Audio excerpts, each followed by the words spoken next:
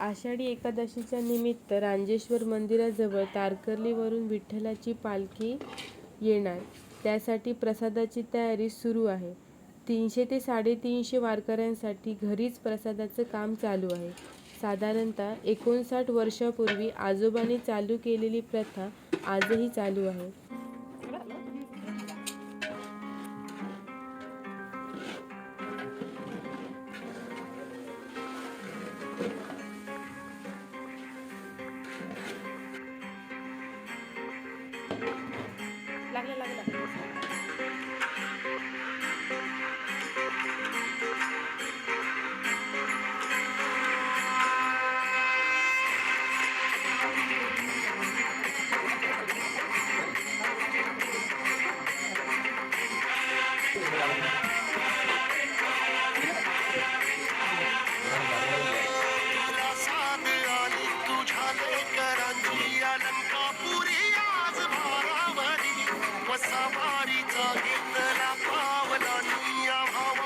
समर्पयामि।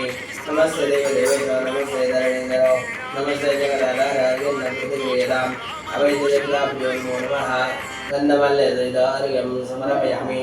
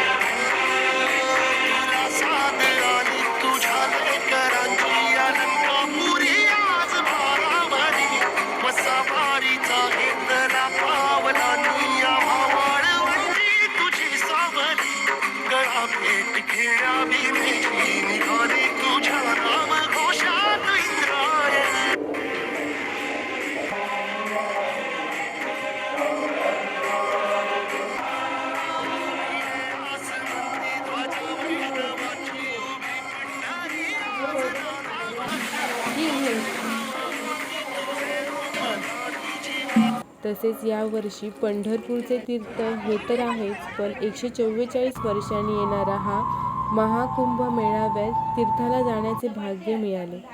आषाढात असणारे थंडगार वारे, त्याचप्रमाणे रिमझिम पाऊस आणि गरम गरम खीर आणि बटाट्याची भाजी याचा स्वाद फक्त आणि फक्त इथेच मिळू शकतो.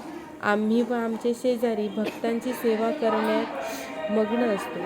पूर्ण दिवस विठ्ठल भक्तीमध्ये कधी संपून जातो समजतच नाही.